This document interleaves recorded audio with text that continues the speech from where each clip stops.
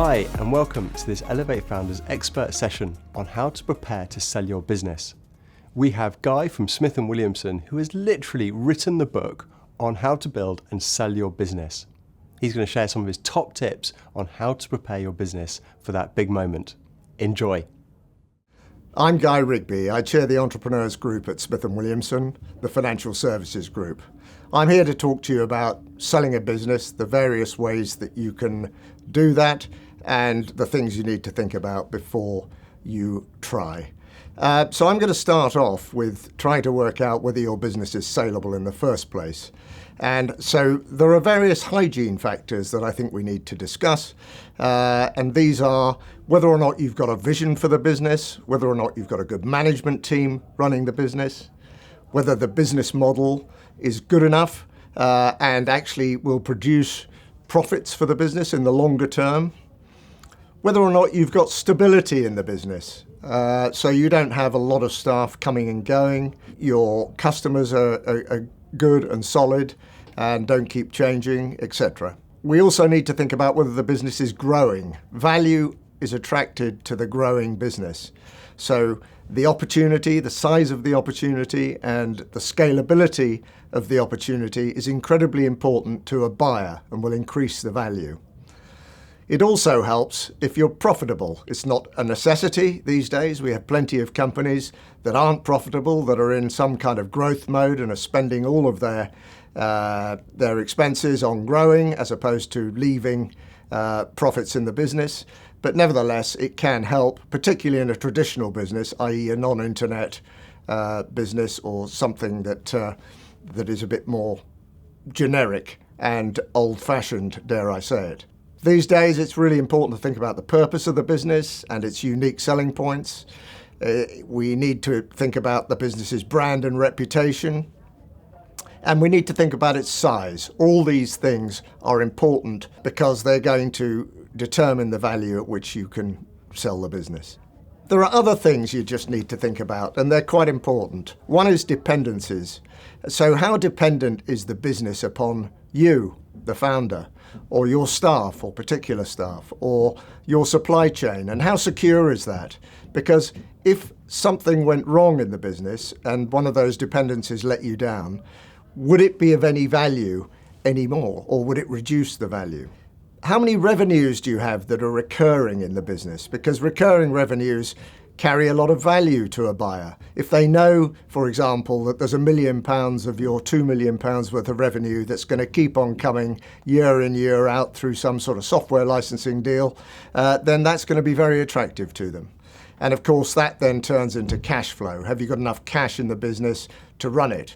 Other things that are important are things like sector prospects. So what's happening in your sector? Is it actually a sector that's growing or becoming more popular? Are there opportunities for partnerships and alliances in your community? How is your internal tech? What are your processes like internally? Do you manage your finances well?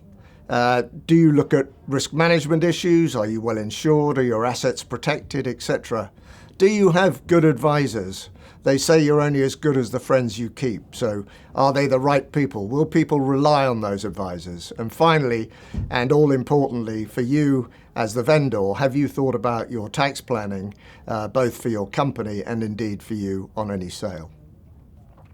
So if you've got through all those hygiene factors, or let's say the majority of them, and you think you've got a business that is saleable in the market, you have to start thinking about why you'd sell it. And my first question to a founder is, why would you sell the best business you'll ever own?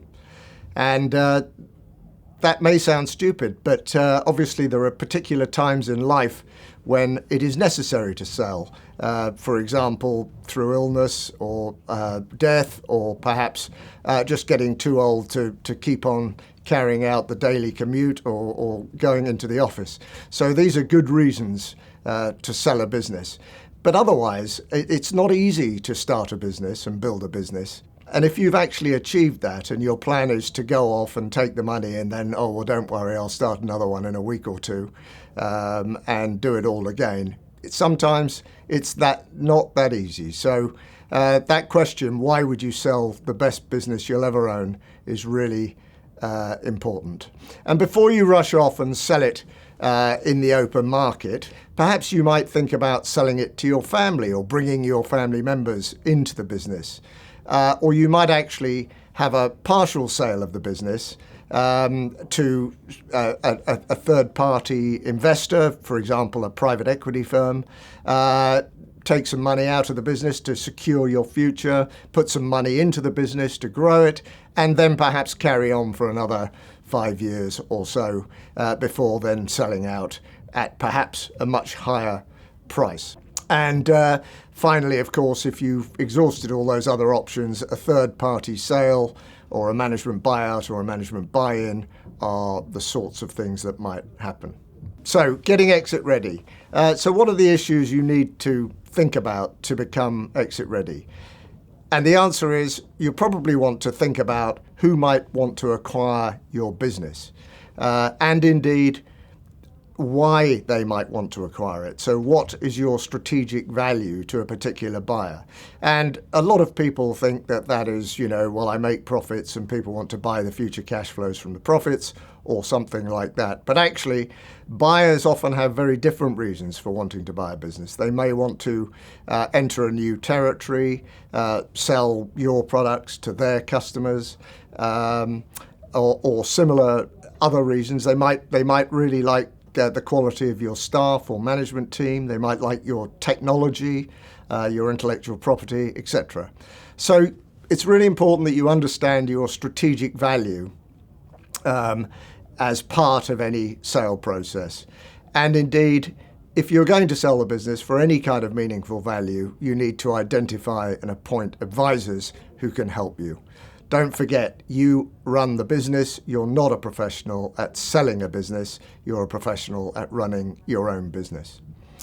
So from an internal perspective, getting ready for that sale, you need to think about all the things a buyer is going to want to see. So he's going to want to see your business plan and your forecasts.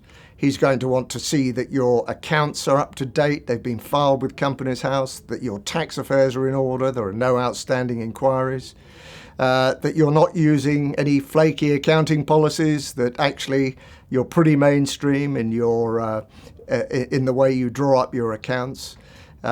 He'll want to know that you haven't got any contracts which are going to go bad or nothing onerous in them, any promises you can't keep to your customers or your suppliers.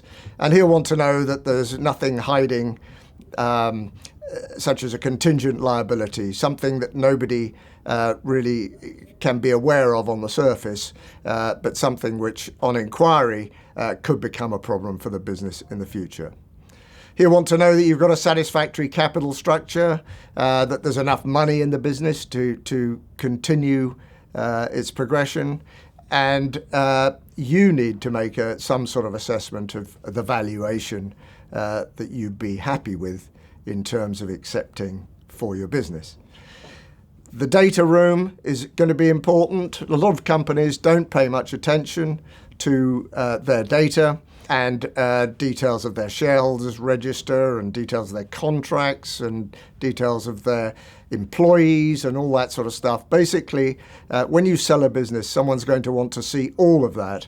And so you tend to put all that information in a data room for them to see. And you can then give a potential buyer access to that data room so that they can find out everything that you'd like them to know about you in advance, and without actually wasting a lot of your time as the seller asking you for things which are repetitive and which should actually be available in a data room.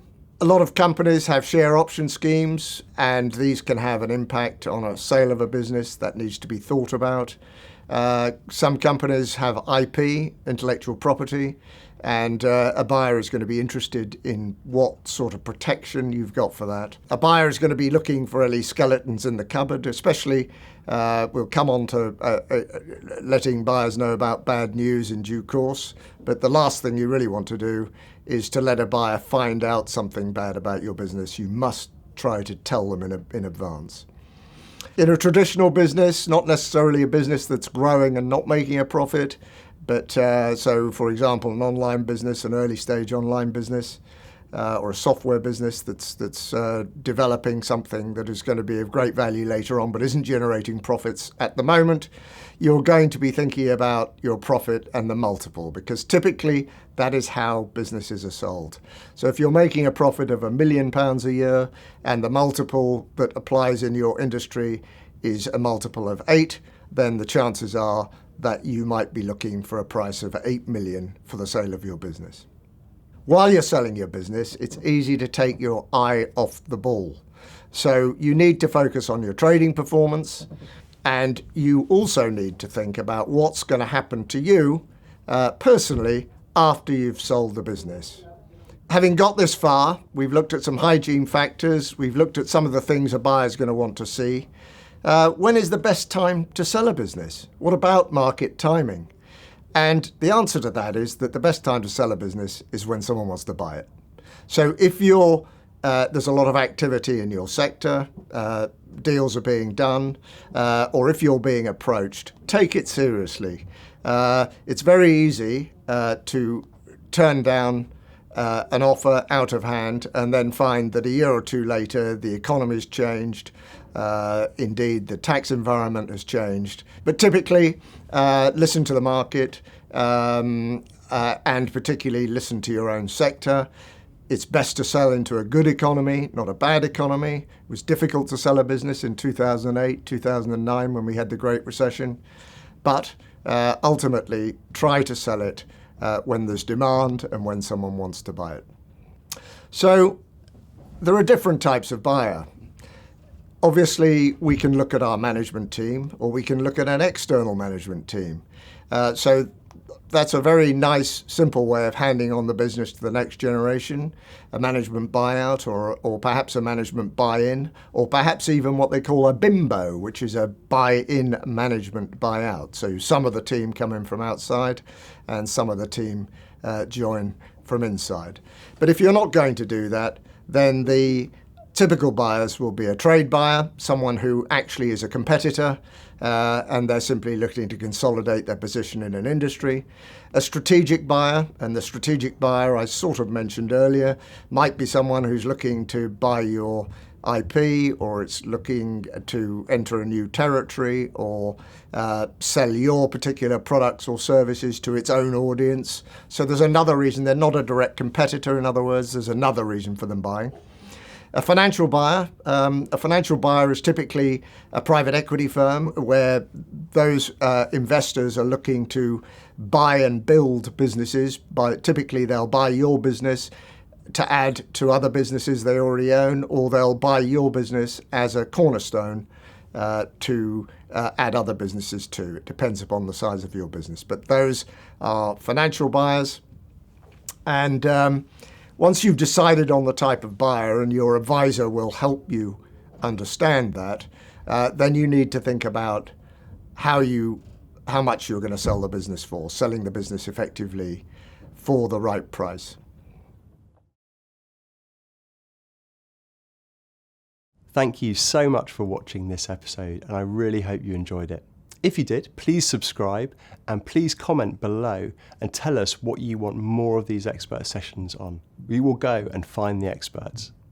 Thank you too to Runway East for letting us use these offices to film in. If you're looking for shared workspace to grow your startup from, I would highly recommend you use them. They're based in London and Bristol, but they're expanding fast, so do check them out. And thank you for watching.